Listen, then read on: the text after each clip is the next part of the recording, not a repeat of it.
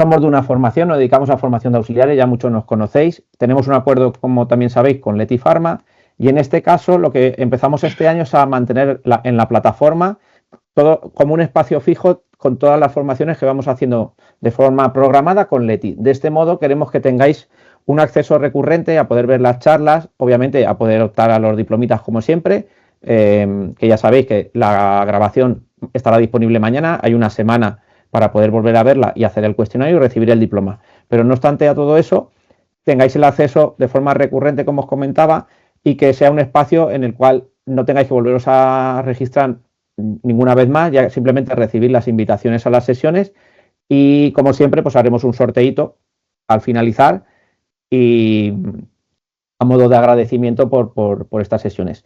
A diferencia de las anteriores, que teníamos siempre a Gloria Paul, hoy tenemos a Susana Vivancos, que también es del mismo equipo de docentes y de especialistas de Leti Pharma, que es un placer que tengamos más parte del equipo de Leti. Y, como siempre, daros mil gracias, Susana, por vuestra aportación y por apostar, sobre todo, por los auxiliares en este sentido. Sí. Muchísimas gracias a ti, José. La verdad es que... ¡Ay! Que se oye por ahí una cámara. Arreglado. Gracias a vosotros, porque la verdad es que siempre es súper gratificante el poder dar formación a auxiliares, que al final son formaciones muy prácticas y muy orientadas a temas bastante recurrentes en la clínica, y es por ello que hoy empezaremos a hablar sobre todo de citología especializada en procesos dermatológicos. Pasaré aquí a haceros un pequeño resumen del programa para que tengáis un poco idea de las partes que iremos viendo. Haremos primero una pequeña introducción para que conozcáis un poco también el objetivo principal de las citologías y también un breve repaso anatómico para también tener un poco en contexto qué vamos a ver en estas muestras. Previamente veremos también un poquito de operativa, también por ver un poco pues, la operativa general de cuando valoramos el hacer una citología, así como los tipos de toma de muestras, que esto también es muy interesante conocerlo para saber cuál es mejor o cuál es más adecuada en cada caso y en cada situación. Pasaremos al apartado de qué podemos ver, que es, digamos, el grueso de la formación con todo lo que nos podemos encontrar en una citología dermatológica. Y finalmente ya veremos un pequeño apartado con la situación en la que nos encontremos de remitir muestras a un laboratorio externo, así como unos puntos claves para cerrar la formación. Pasaré entonces a la introducción y al final creo que tanto en la citología como en cualquier prueba es muy importante tener en cuenta los beneficios que nos aporta cada prueba en concreto. Y en la situación de la citología, al final es una prueba laboratorial muy rápida, económica, eficaz y además que no es apenas invasiva. Es una prueba que en poquitos minutos podemos obtener información muy valiosa y además, como os comento, prácticamente no se necesita más que el material y el propio paciente para hacer la toma de la muestra en breves minutos. El objetivo de las citologías, al final, la palabra citología ya nos lo indica, es cito de célula y logía de estudio de. Entonces, al final, lo que haremos fundamentalmente con este tipo de prueba será valorar la población celular, tanto a nivel estructural, es decir, células que en condiciones normales forman parte del órgano que vamos a valorar, en este caso la piel, y funcionales, porque estas células funcionales, especialmente las inmunitarias, nos van a dar información de lo que está ocurriendo en esa lesión que estamos valorando. Además, también es interesante valorar los elementos que acompañan a esta población celular, porque también nos ayuda a obtener más información o como poner más contexto en la lesión que estamos valorando.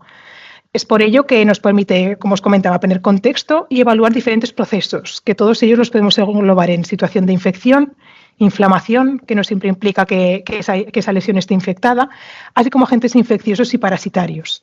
Os pongo también aquí un cuarto apartado de otro tipo de lesiones que podríamos valorar, como las neoplasias y las neoformaciones, pero es verdad que es un apartado bastante extenso que requeriría ya de otra especialidad más, digamos, orientada a una valoración en oncología.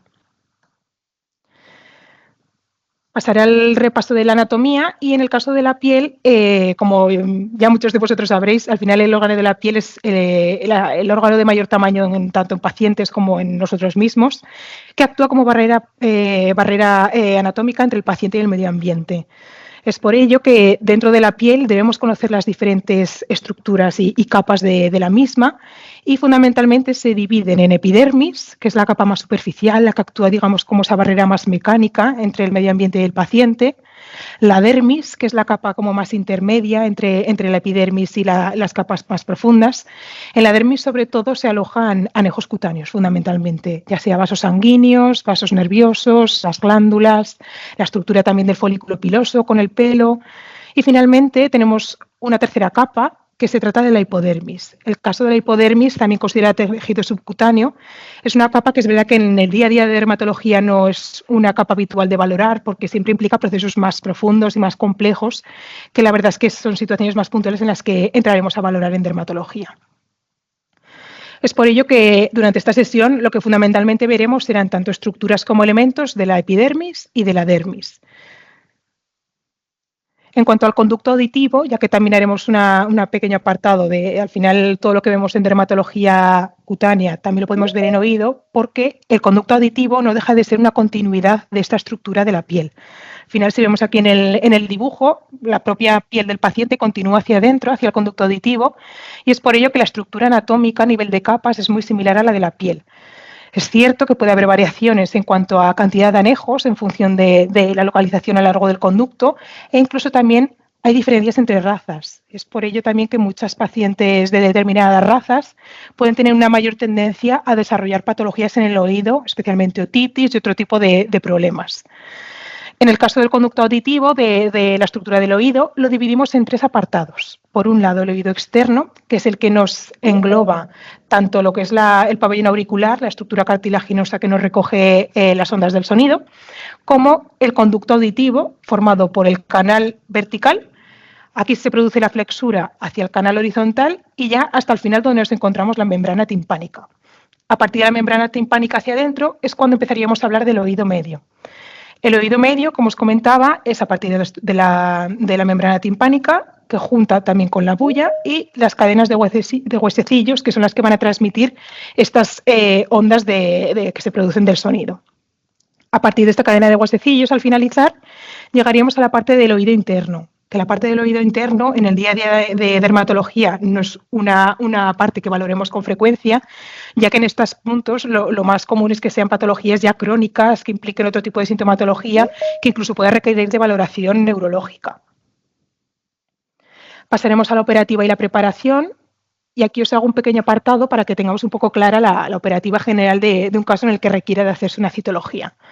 Primero tendremos que identificar signos clínicos que pueden requerir de una citología, siempre también confirmándolo con el veterinario que revisemos el caso.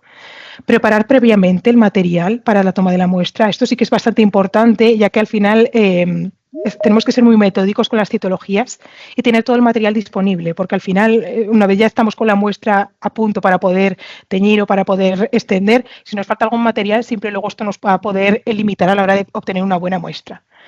En el momento de la toma de muestra, según indicación del veterinario, haremos la toma de muestra, extenderemos y teñiremos. Con la muestra ya preparada, pasaremos al microscopio y haremos una observación preliminar, identificando elementos relevantes que veremos en el apartado más adelante. También importante que esta muestra quede correctamente identificada, tanto el nombre del paciente como la fecha.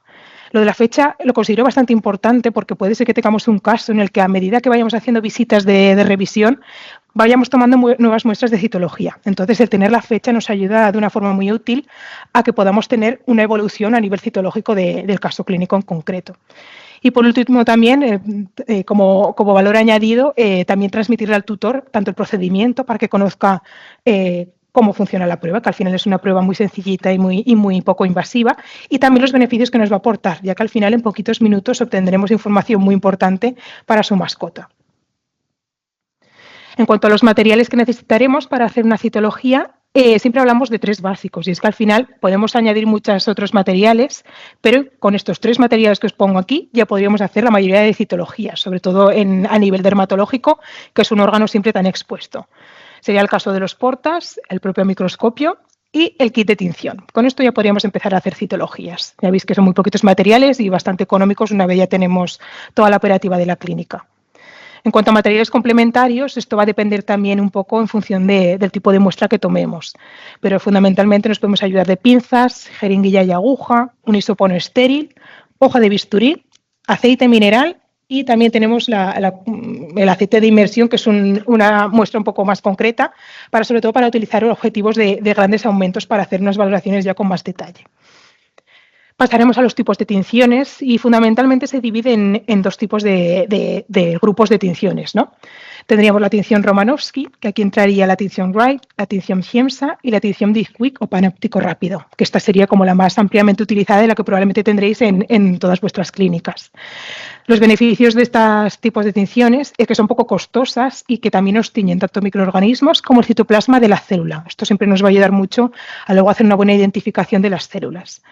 Por otro lado, también tenemos las tinciones Papá Nicolau. Os las nombro para que las conozcáis, pero son técnicas mucho menos utilizadas, sobre todo porque al final su gran beneficio es que nos da detalles en el núcleo, pero por otro lado los pasos de tinción son mucho más elaborados que con la tinción Disquick o con en general las tinciones Romanowski, y es verdad que también hay que tener en cuenta que no tienen muchos microorganismos ni citoplasma. Es por ello que este grupo de tinciones fundamentalmente se utilizan para estudios a nivel genético, estudios que necesites ver el detalle del núcleo con mucha claridad, es donde sería más beneficioso hacer esta técnica.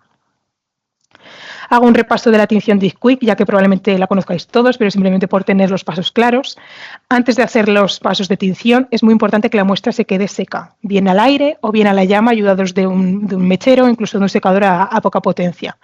Hay que tener cuidado si la hacemos a la llama, porque es verdad que podemos estropear la muestra, pero una vez la tenemos fija, que esto ya nos ayuda a hacer como un paso previo de fijación, secada la muestra, pasaríamos a la primera solución. En este caso es la solución de fijación, que fundamentalmente suele ser metanol, que es un tipo de alcohol.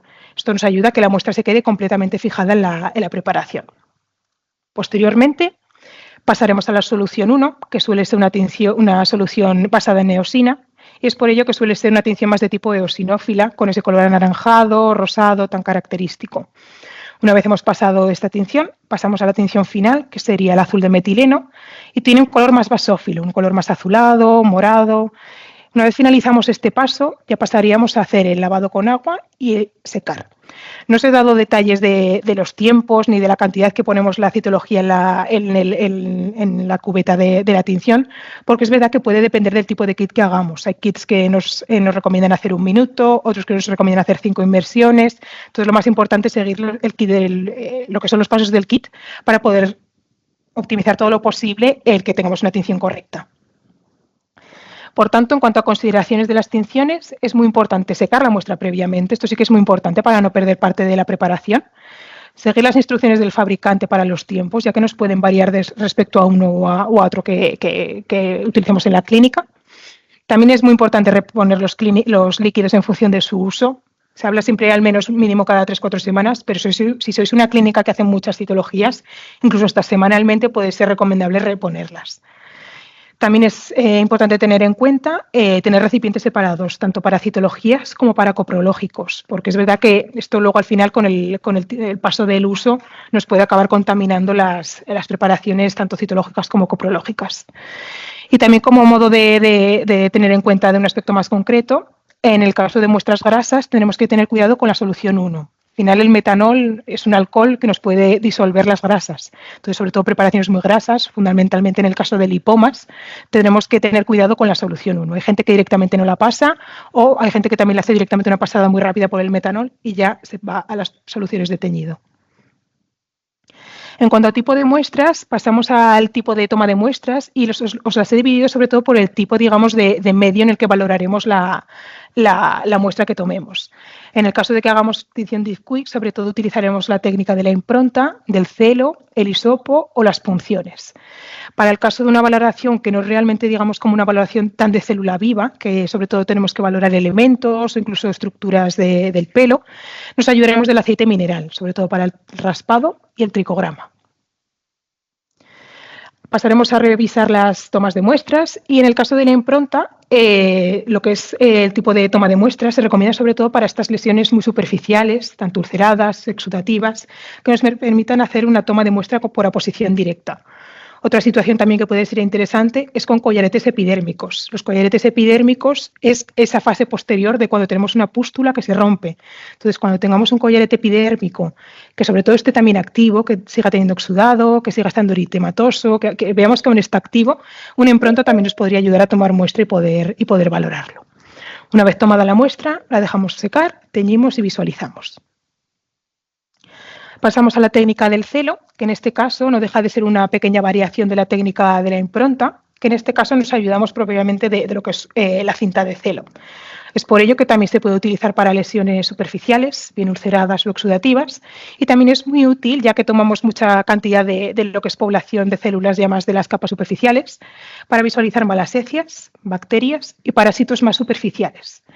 En este caso, ya que con el celo a lo mejor si tomamos la muestra de una forma pues, que nos quede muy superficial, puede ser que no tengamos material valorable, entonces siempre se recomienda que antes de teñir la pongamos en un porta y revisemos en el microscopio que realmente hay material valorable. Si es así, pasaríamos ya directamente a teñir y muy importante en este caso, no teñir con el paso 1. Al final el celo lleva un pegamento que con el alcohol se disolverá y perderemos toda la muestra en el pocillo del primer paso. Entonces, muy importante en este caso directamente obviar el primer paso porque realmente ya está de alguna forma fijado en lo que es la cinta del celo. En cuanto al hisopo, es una prueba que es un poco más concreta, ya que en este caso suele ser indicado para localizaciones que no nos permitan hacer una impronta o aposición directa. Es entonces el caso de los tractos fistulosos, de pliegues sobre todo faciales o interdigitales que no nos permitan hacer una posición directa, o especialmente y muy utilizada para la valoración del conducto auditivo. En el caso del conducto auditivo siempre se recomienda llegar a lo que es la parte de la flexura entre los canales, siempre que nos permita el paciente y que tampoco tengamos la lesión o sea, a nivel del conducto auditivo que esté muy, digamos, con mucha secreción. Si es el caso, siempre se recomienda ayudarnos de un otoscopio para poder llegar digamos, a un punto del canal más profundo y poder tomar una muestra realmente representativa del problema. Una vez tenemos tomada la muestra con el hisopo, hacemos varias estrías a través del porta, lo dejamos secar y ya pasamos a teñir y visualizar. Para ello os pondré también aquí un vídeo para que veáis un poco la técnica de una forma más visual. Y cubre objetos. Para facilitar la toma de la muestra, empezaremos por coger el pabellón auricular y realizaremos una leve extensión hacia arriba que permita observar la entrada del conducto auditivo correctamente. A continuación, introduciremos el hisopo en el conducto y una vez dentro, realizaremos un movimiento rotatorio que permita recoger una muestra significativa. Si la otitis es muy purulenta y se observa mucha secreción en la entrada del conducto, se recomienda tomar la muestra a través de un otoscopio para recoger el contenido de la parte más profunda del conducto. Finalmente, una vez recogida la muestra, procederemos a su extensión sobre el portaobjetos. El objetivo es conseguir una extensión no muy gruesa, sin ejercer demasiada presión, para evitar la rotura de las células que vamos a evaluar. Esta extensión se deberá teñir y para su observación en el microscopio colocaremos un cubreobjetos sobre la preparación. Pasamos a la toma de muestra de las punciones. En este caso hay una pequeña diferencia y es que podemos hacer una punción con aguja fina, directamente con la cabecita de la aguja, o punción aspirado a aguja fina. En el caso del aspirado nos ayudaremos de la jeringuilla para poder tomar muestra haciendo vacío, sobre todo en este tipo de lesiones que nos fue insuficiente, sobre todo estas masas muy sólidas o incluso quistes, que nos tengamos que ayudar de ese vacío para poder tomar bastante muestra. Siempre con cuidado de que no se nos contamine con contenido hemático, pero de esta forma podemos obtener mayor cantidad de células. Es por ello que las punciones se recomiendan para lesiones proliferativas, ya sean masas o nódulos cutáneos o incluso para placas con relieve. Sobre todo estos casos, por ejemplo, de gatitos con granulomas eosinofílicos, estos granulomas tan proliferativos que nos ayudan a poder tomarlo mediante la punción. O incluso también en lesiones encapsuladas. Antes os hablaba del caso de los collaretes epidérmicos, pero si estamos en una fase previa, donde tenemos la lesión con la pústula, nos podemos ayudar de la aguja, abrirla y poder tomar el contenido. Incluso también en un seroma nos ayudaría a poder tomar la muestra mediante la punción. Una vez tomada, hacemos la extensión abriendo el émbolo para poder hacer el vaciado con un poquito de aire y ya una vez extendido, teñimos y visualizamos. Os pongo también a continuación un vídeo para que tengáis una visualización más directa. Objetos y un cubreobjetos. Para empezar, debemos localizar la lesión a valorar, ya sea un nódulo, una pápula o una pústula. A continuación, desinfectaremos la zona con la ayuda de una gasa impregnada con alcohol. En este paciente en concreto, una vez tenemos inmovilizada la lesión nodular, introduciremos la aguja y sin salir del nódulo, moveremos la aguja en varias direcciones para tomar una muestra representativa del nódulo. Tras retirar la aguja, tomaremos la jeringuilla y retiraremos el émbolo hacia atrás, tomando aire en su interior. A continuación, Colocaremos la aguja en su posición y expulsaremos el aire que hay en la jeringuilla para conseguir que la muestra recogida se deposite en el portaobjetos que teníamos preparado. Finalmente, con la ayuda de otro portaobjetos, extenderemos la muestra para proceder a su tinción. Para su observación en el microscopio, esto, sobre todo, que habéis visto, es bastante útil cuando obtenemos mucha cantidad, porque de esta forma obtenemos una capa lo más unicelular posible y de esta forma podemos valorar, digamos, las células en una situación correcta, porque si están, digamos, como muy acumuladas, incluso podemos perder la imagen de cómo sería esa célula, incluso su comportamiento. Hay células que se ven de forma más aislada y otras que se ven más acumuladas. Entonces, esto sí que nos ayuda a obtener una capa lo más unicelular posible. Pasamos a otro tipo de técnica, que sería la técnica del raspado, y en este caso está muy indicada para estas lesiones planas, descamativas, con zonas de hiperkeratosis, o incluso para valorar ectoparásitos cutáneos. Hacemos la diferencia de dos tipos de raspados, que estaría el raspado superficial y el raspado profundo. En el caso del raspado profundo, siempre tenemos que intentar conseguir ese pequeño sangrado capilar, sin pasarnos. Con un pequeño sangrado, en cuanto ya vemos un poquito de sangre, ya finalizamos la toma de la muestra. Para tomar la muestra del raspado, nos podemos ayudar a hacer un pequeño pliegue en la lesión que queramos valorar. Ponemos un poquito de aceite y ahí ya empezaríamos a raspar, en función de si lo queramos más superficial o más profundo. Una vez hemos tomado esa muestra, nos vamos a lo que es el porta, hacemos una pequeña limpieza con la hoja del bisturí, echamos un poquito más de aceite para que se reparta homogéneo y ya directamente podríamos valorar la muestra. Y para el caso del tricograma es una prueba muy útil, sobre todo para valorar estructuras foliculares, sobre todo la estructura del pelo, ver en qué punto puede haber ciertas alteraciones. También nos ayuda a ver alteraciones perifoliculares, y es que al final también podemos ver alguna lesión o algún elemento relevante alrededor del pelo que nos pueda dar información, ya sea sobre todo bacterias, hongos o incluso parásitos. Para la toma de la muestra es muy sencillo, simplemente hacemos, ayudados de una pinza o de un mosquito, estiramos los pelos en dirección del crecimiento y directamente los ponemos en un porta, ayudados también de aceite mineral, y esto ya directamente lo podríamos visualizar en el microscopio. Pasamos ya al apartado de qué podemos ver, donde vamos a hacer una pequeña análisis de los elementos y células más importantes para que también tengáis, digamos, como una imagen más clara de poder luego identificar las células que podremos encontrarnos en procesos dermatológicos. Os pongo aquí una pequeña clasificación para que tengáis también un poco por separado qué tipo de elementos vamos a poder ver. Por un lado tenemos células no neoplásicas, ya sean células estructurales de la propia piel o bien células inmunitarias que nos ayudarán a obtener mayor información de lo que está ocurriendo en esa lesión. Os hago también aquí el pequeño apartado de células neoplásicas, que en esta formación no la veremos porque al final sería otra formación entera solo de células neoplásicas, así como un pequeño apartado de artefactos. Los artefactos creo que es bueno que también tengáis un poco de vista de haber podido ver algún artefacto para que simplemente los identifiquéis y ya paséis a continuar con la valoración, ya que no nos van a aportar información clínica. Y por otro lado tenemos el apartado de los microorganismos, ya sean bacterias, levaduras y hongos o parásitos.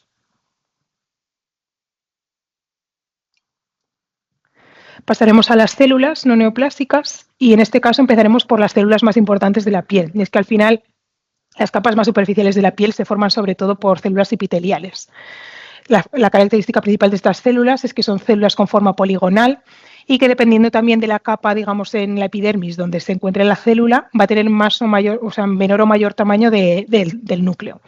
Como veis aquí en esta imagen del dibujo, empezamos con un núcleo mucho más grande, pero a medida que subimos en las capas, este núcleo va desapareciendo hasta hacerse prácticamente inexistente. Si veis en alguna célula, ya prácticamente no hay núcleo. Este sería un caso de una célula un poquito de estratos más basales.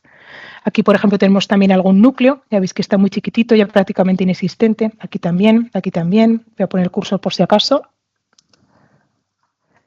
Aquí, esta bolita tan chiquitita. Por aquí también tenemos un núcleo. Por aquí esta ya sería una célula totalmente anucleada, un corneocito ya de las capas más superficiales. Y si hacemos una visualización a menores aumentos, en este caso tendríamos una imagen de un aumento, digamos, de cantidad de células epiteliales, que si os fijáis al final recuerda un poco a cuando rompes un papel en muchos trozos, que se ven como figuras así mucho más sueltas, con esos bordes tan marcados, tan poligonales. Sería un poco la imagen que recuerda una visualización de células epiteliales a pocos aumentos. Pasamos a elementos que pueden acompañar a estas células, y es que al final la epidermis no se forma solo de las células epiteliales, sino que pueden estar acompañados de otro tipo de elementos, ya sean gránulos de queratohialina, que son gránulos propios de la propia célula, que son estas bolitas tan chiquititas de aquí. Son los gránulos en donde se secretan elementos bastante importantes de lo que es de la estructura compleja de la epidermis. Esto sí que es verdad que es muy importante no confundirlo con microorganismos. Más adelante os enseñaré una imagen donde se puede comparar claramente microorganismos y los gránulos de queratohialina. Otro elemento también bastante recurrente en las citologías son elementos grasos, que en este caso se suele ver con esta imagen así más de acumulación, con bolitas así un poco brillantes. Otros elementos también que podemos encontrarnos son tanto cera, toda esta zona así más marronácea, como queratina, restos de queratina. Aquí los veis a mayores aumentos, pero a menos aumentos se ven como estas estructuras así de flecha, que son restos de queratina propiamente de la piel. Esto también sería material queratínico, que en ocasiones hace una imagen así un poco más cristalina. Y también elementos que nos podemos encontrar con cierta frecuencia son gránulos de melanina. También es importante tenerlos bien visualizados, porque en ocasiones por tamaño los podemos llegar a confundir con microorganismos. Si veis, las estructuras son claramente más marronáceas, con un aspecto más irregular, no tienen un borde tan definido, y también los tamaños varían bastante. Aquí si veis hay algún gránulo más grandecito y algunos suele ser un poco más pequeños. Digo que el tamaño es más variable y sobre todo también el color nos ayuda a dar esa pista tan importante de que realmente no es un microorganismo. Otro elemento también a valorar, bastante importante y bastante frecuente en dermatología, es la estructura del pelo, siempre teniendo en cuenta que el pelo lo tenemos que valorar, digamos, en tres puntos. Por un lado sería la punta, que es donde podemos valorar sobre todo en casos de rascados, suele ser lo más típico donde la vemos alterada. En este caso, por ejemplo, veis que se ha perdido la estructura, digamos, uniforme de la punta, sería una punta rota, probablemente asociada a prurito. Aquí también veríamos otra más con forma de escoba. También tenemos que valorar el tallo, a mitad de lo que es la estructura del pelo. Podemos ver bien que o directamente hemos perdido las capas normales del pelo. Aquí por arriba tendríamos un pelo menos alterado, con la estructura con la cutícula, que es la capa más superficial, y la médula, que es el hilito que vemos como más a nivel interno del pelo. Si las comparamos, vemos que parece que prácticamente no sean dos pelos iguales, pero realmente son dos pelos del mismo paciente, pero uno de ellos ha perdido la estructura por un problema, en este caso serían dermatofitos. También podemos ver otras estructuras perifoliculares, como en este caso, que sería un cilindro folicular. Y también a nivel de la raíz podemos valorar alteraciones bastante importantes que nos pueden dar mucha información a la hora de poner ya, digamos, un diagnóstico o incluso una posible causa del problema que tenga el paciente. Aquí os pongo un pequeño ejemplo que sería una malformación en la raíz, que esto es debido a estos granulitos que veis un poquito más grandes que se llaman macromelanosomas. Esto es una alteración que está muy, muy asociada a un tipo de alopecias genéticas de determinadas razas. Pasaremos a otro tipo de células a nivel de la estructura de la epidermis, o sea, de lo que es la estructura de la piel, que en este caso serían los fibroblastos. Estas células son más típicas ya de la zona más de la dermis, sobre todo porque ayudan, digamos, a formar el tejido conectivo de esta capa de la piel. Tiene esta forma tan característica que llamamos forma fusiforme, una estructura muy alargada, como con unos brazos muy alargados, y entre otras muchas funciones, su función principal es también la producción de colágeno, aparte de la función estructural. Aquí tendríamos otro ejemplo de una célula fusiforme con esta forma así tan alargada, y si veis por aquí, ya os hago un pequeño spoiler de lo que vamos a ver a continuación, que son células inmunitarias. Aquí tenemos otro ejemplo, que ahora los veremos a continuación. Empezamos por las células, digamos, estrella de la respuesta inmunitaria, y es que los neutrófilos son las primeras células que van a aparecer cuando ocurra cualquier problema a nivel de la piel, ya sea una lesión, sea cualquier tipo de lesión que tengamos a nivel de la piel, los neutrófilos van a estar prácticamente siempre presentes. Son células con un núcleo lobulado, que también se conoce con forma arriñonada, que esta lobulación va a variar en función también de la maduración del neutrófilo. A medida que vayan haciéndose más maduros, las lobulaciones van a ir aumentando. Aquí, por ejemplo, lo podemos comparar con otro tipo de célula que veremos a continuación, que se trataría del macrófago. Si lo comparamos con una célula epitelial, aquí tenéis un ejemplo, ya veis que los neutrófilos son mucho más pequeños en tamaño y a nivel de citoplasma también es mucho más pequeño si lo comparamos con las células epiteliales. ¿Y cómo podemos ver estos neutrófilos? Pues en muchas ocasiones en los procesos dermatológicos van a estar con bacterias intracitoplasmáticas, y es que al final una de sus funciones es fagocitar todos los elementos infecciosos que nos pueden estar causando problemas en la lesión del paciente. Lo más común es verlos a nivel intracitoplasmático y sobre todo es digamos como la forma en la que intentan controlar la situación en la infección que tenemos ahora mismo activa.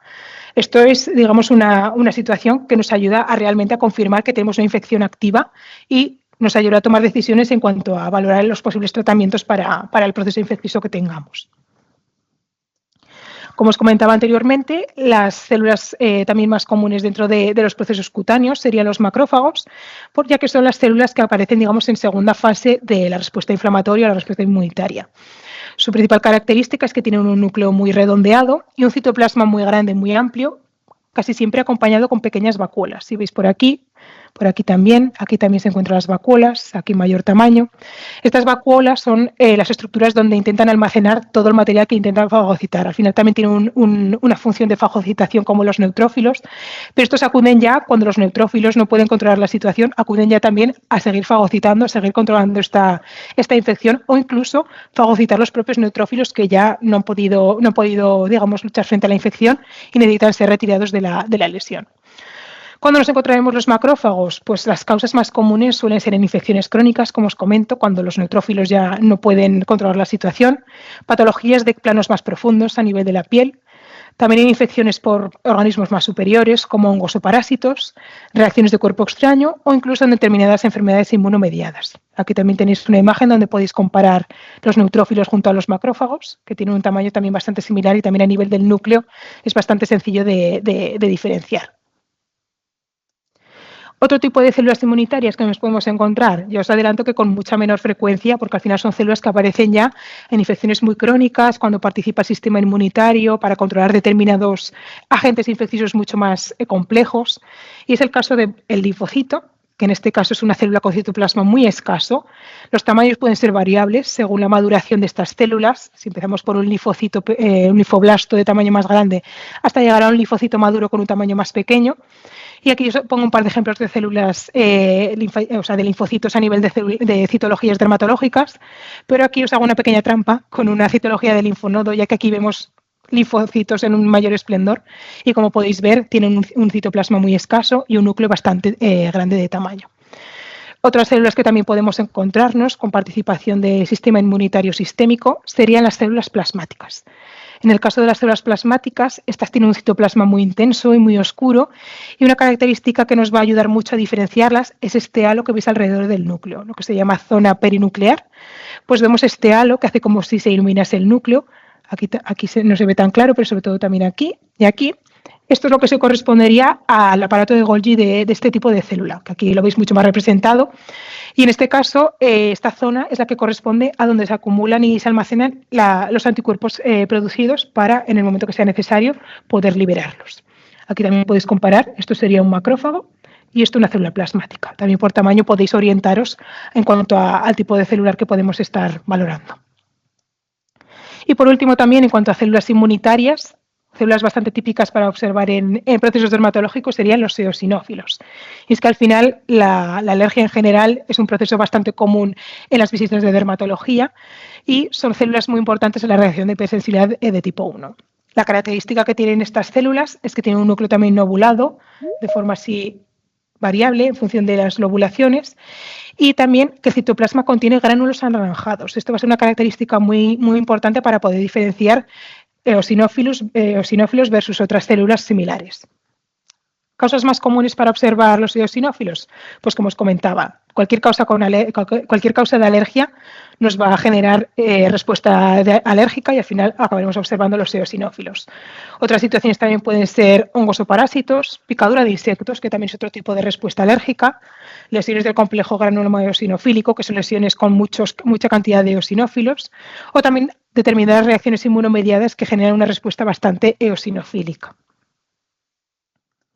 Pasamos a los microorganismos y en este caso empezaremos por las reinas de la película, y es que al final en cualquier proceso dermatológico medianamente agudo vamos a acabar observando bacterias en mayor o menor cantidad. Dependiendo de la cantidad y de cómo se encuentren relacionadas con las células inmunitarias, vamos a poder considerarlo sobrecrecimiento o infección. En cuanto a las bacterias, se suele hablar principalmente de dos tipos de morfología. Los cocos, que tienen esta forma esférica tan característica. Aquí veríamos una preparación con cocos. Aquí también veríamos cocos. O bien los bacilos. Los bacilos es verdad que pueden ser muy variables en cuanto a tamaño, estructuras más cortitas o más alargadas, mayor o menor tamaño. También en los cocos suele haber cierta tendencia a que hagan cadenas o que hagan forma más de diplococo. Esto da pequeñas pistas para ver qué tipo de bacteria estamos viendo en el proceso, pero es verdad que suele ser complejo el poder identificar con cierta seguridad qué bacteria en concreto está causando el problema. Entonces, lo más sencillo es que cuando vemos este tipo de preparaciones con tanta cantidad de bacterias, sería realizar un cultivo para poder identificar, poner nombre y apellidos a esta bacteria e incluso también saber qué perfil de resistencias tiene, ya que al final, según qué bacteria tengamos, puede ser que el antibiótico que queremos plantear pues no se pueda utilizar. A modo de curiosidad también, en este caso, si veis todo este entramado a nivel que parece como una estructura así más de liana o de cadena, esto se trata de un biofilm. En el caso de bastantes procesos dermatológicos, tienen cierta tendencia las bacterias a hacer esta estructura de biofilm, tanto a nivel cutáneo, pero especialmente a nivel otológico, en el oído, nos podemos encontrar estas estructuras tan características. El biofilm, el problema que tiene es que genera como una película protectora para las bacterias y hace que luego sea menos efectivo el tratamiento. Entonces, esto sí que cuando lo visualizamos es importante tenerlo en cuenta de cara a proponer también posibles limpiadores más aptos para eliminar el biofilm. Pasamos a las levaduras, que también son microorganismos muy frecuentes de ver en procesos dermatológicos, y en este caso las veremos principalmente adheridas a los corneocitos. Aquí veis un ejemplo que están todas rodeando a las células epiteliales. Y como os comentaba al principio de los gránulos de queratoialina, en esta imagen podemos hacer un pequeño ejercicio de poder valorar claramente a qué corresponde cada estructura que estamos viendo.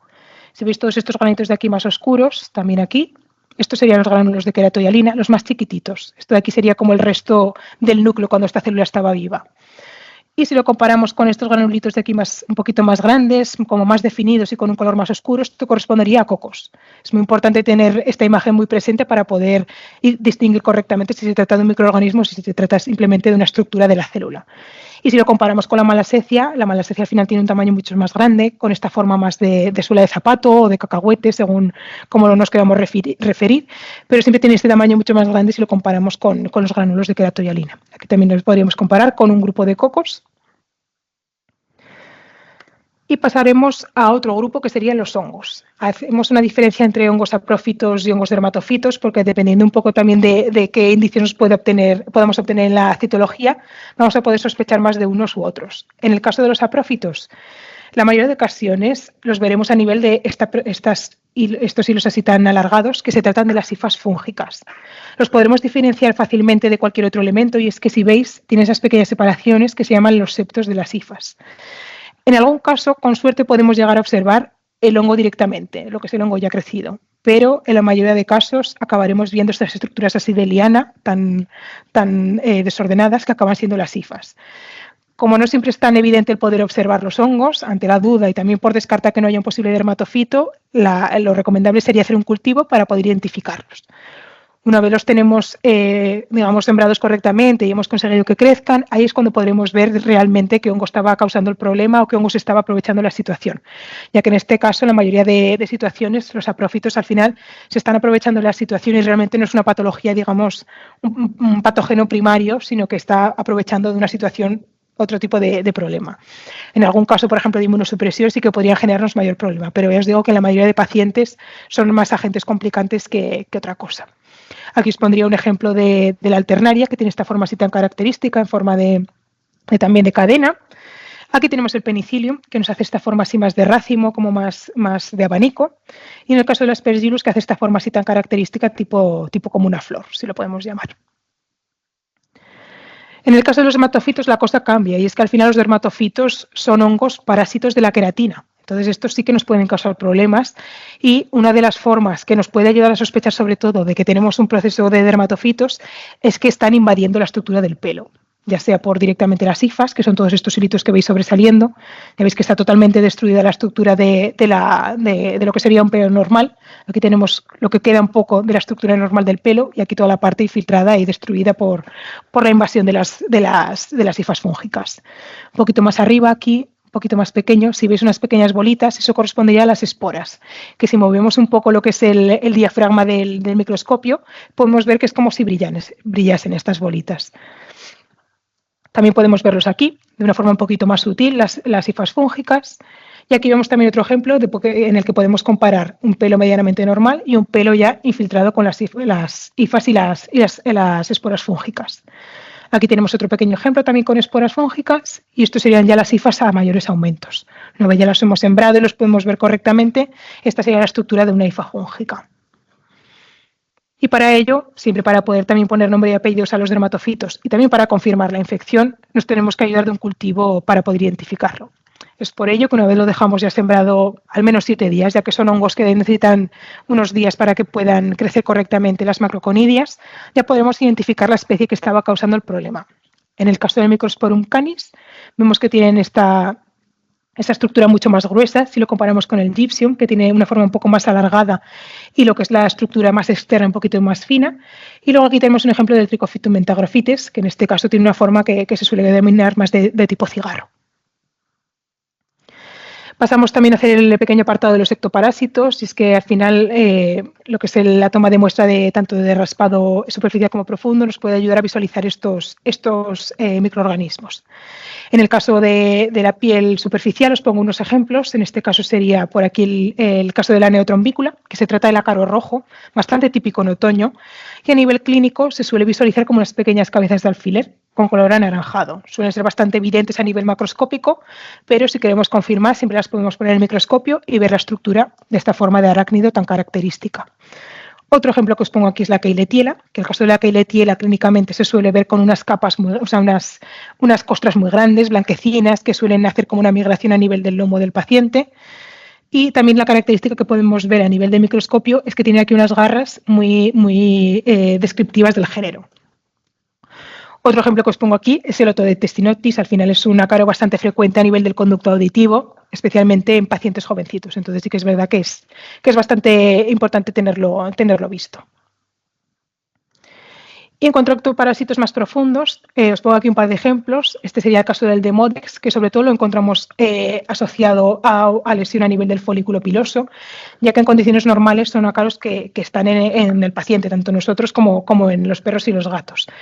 Sí que es verdad que en determinadas situaciones pueden aumentar de cantidad y esto sí que nos puede ayudar a poder determinar que tenemos una demodicosis.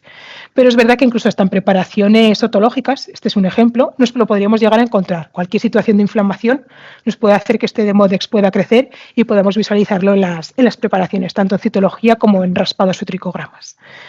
Y aquí os pongo también un ejemplo de Sarcoptes, que esta sería como la imagen de revista, la imagen perfecta en la que lo podemos ver con todo detalle.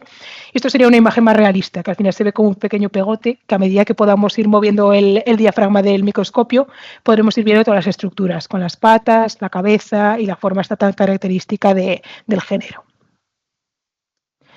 Otro ejemplo que os pongo también aquí son parásitos sistémicos, y es que a pesar de que sean sistémicos, en este caso la leishmania es un parásito que también tiene cierta tendencia a hacer lesiones cutáneas.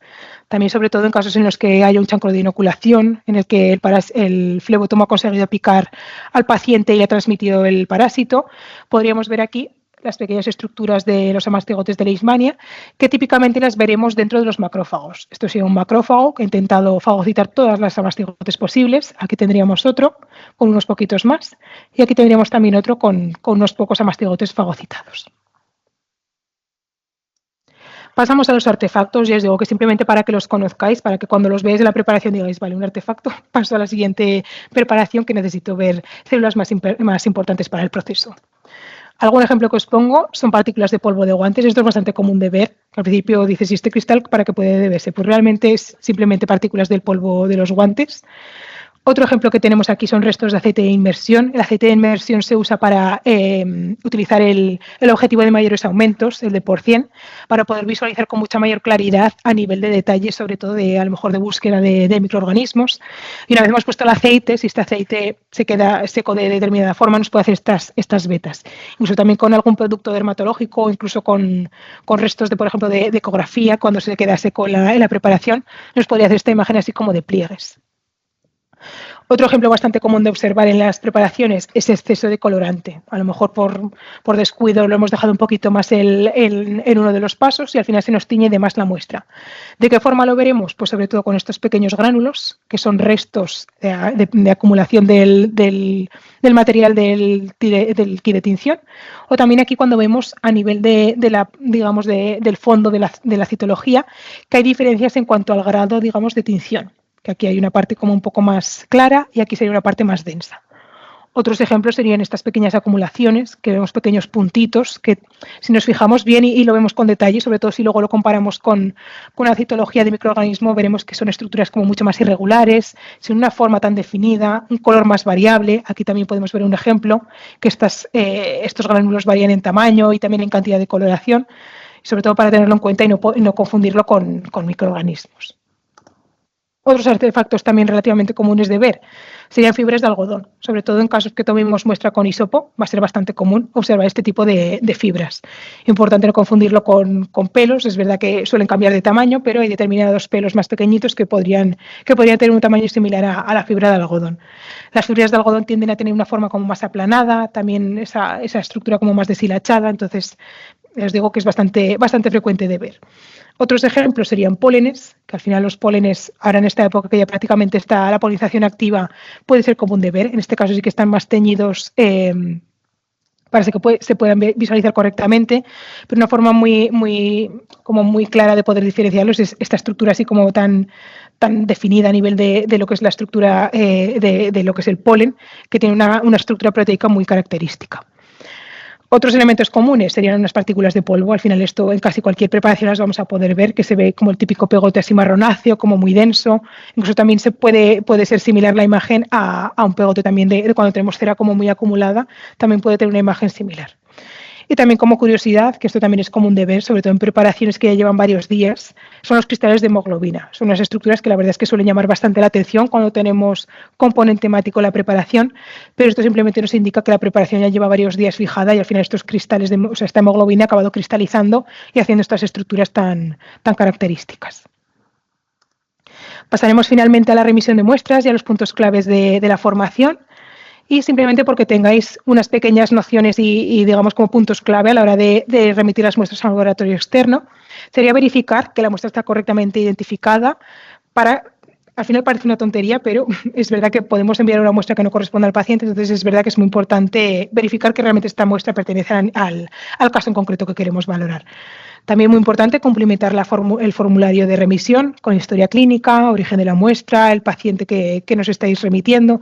Al final esto, cuanta más información tenga el laboratorio, más os va a ayudar luego con la interpretación de la citología. Muy importante también el correcto almacenaje de la muestra. Al final las preparaciones son cristales, entonces esto si no viene correctamente preparado, no sería la primera citología que al llegar a un laboratorio llega totalmente rota y no se puede hacer la valoración. Estas cajas que se denominan portaobjetos, al final cualquier laboratorio se lo puede facilitar y siempre nos va a ser mucho más más tranquilizador el poder enviarlas con estos casetes. Tenéis estas individuales, pero también hay otras que os permiten introducir varias preparaciones.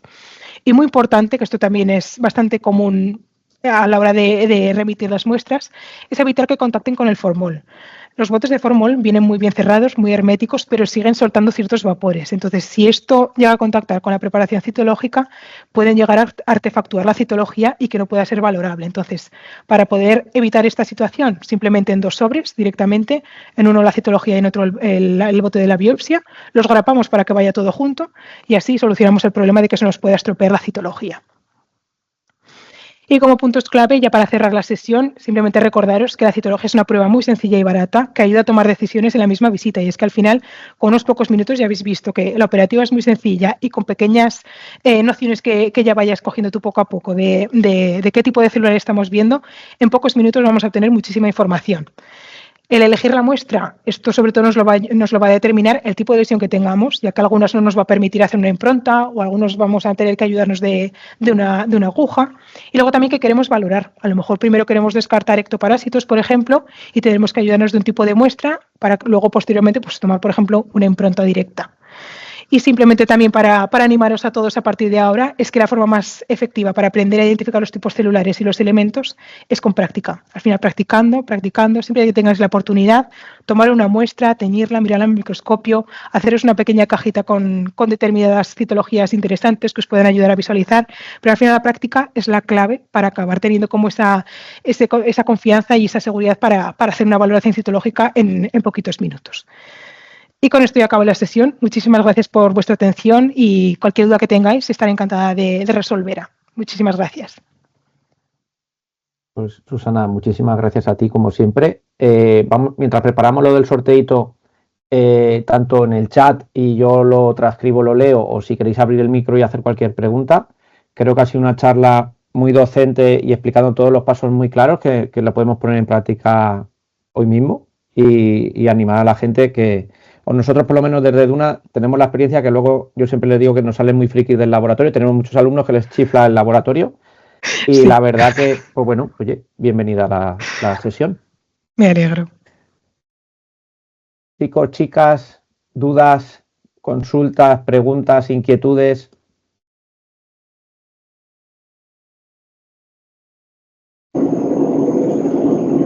¿Se me escucha? Sí. Sí. Sí, María. Sí, una dudilla. Cuando vas a enviar la muestra al laboratorio, normalmente te suelen pedir que 24-48 horas por lo menos esté limpio el oído sin tratar, me refiero. Que no haya ningún tipo de tratamiento. ¿Hay alguna forma, en plan con suero o algo, para poder limpiarle esos días para que no esté tan incómodo el animal? Con suero lo podéis hacer. Sí. No extraña nada, ¿no? Sí que es importante que, a ver, es verdad que si insistimos mucho en limpiar, al final te quedas sin material que valorar más allá de las células epiteliales y si justo, sí, pero sí, incluso con 24 horas... Sí. Una secreción que es súper incómodo para ella, digo, sí, claro. O sea, sí, cuando está eso que casi no puede ni, que está lleno de secreción y de contenido, sí, eso hay que limpiarlo. Sí, como mínimo que la parte más externa esté limpia para que luego el contenido de la parte más interna lo podamos tomar, pero la parte externa obviamente sí, si no, pobre, sí. Pero fisiológico normal y correcto. Sí, vale. De hecho el suero fisiológico es lo que también se usa para cuando hacemos limpiezas bajo sedación. Aunque luego también le metas producto, lo que sea, pero el suero al final siempre es un producto muy gentil luego para limpiar el oído. Vale, gracias. Nada. Preguntan, Susana, buenas tardes. Sí. Con la prueba de celofán, ¿después hace extinción DIF Quick con el celo pegado al porta? Sí. Sí que es importante, como os comentaba, evitar el paso 1, porque de alguna forma esa muestra ya está fijada en el porta. Directamente vamos al paso eosinófilo y al paso basófilo y ya con esto queda teñido. Hay gente que también lo que hace es que en vez de que esté directamente en el porta, lo pega como por un extremo y directamente eso es lo que mete en la preparación de la tinción. Pero puedes hacerlo así o puedes hacerlo pegado. Las dos opciones son válidas. ¿Te aconseja fijar con calor todas las muestras o solo las más serosas? Yo lo intentaría reservar a muestras que tengas, digamos, cierta prisa en valorarlo y en casos en los que, sobre todo hay que tener un poco cuidado con las citologías que sequemos al calor porque si no somos cuidadosos no las podemos cargar. Entonces, sobre todo preparaciones a lo mejor con mucho exudado, que sí que dices es que esto lo voy a dejar un día entero para que se seque, sí. Pero si es una muestra que no tiene demasiada cantidad, yo soy partidaria de secarla al aire natural, porque al final eso es lo que te va a permitir que se seque, digamos, lo más homogéneo posible y sin que se nos pueda estropear la muestra.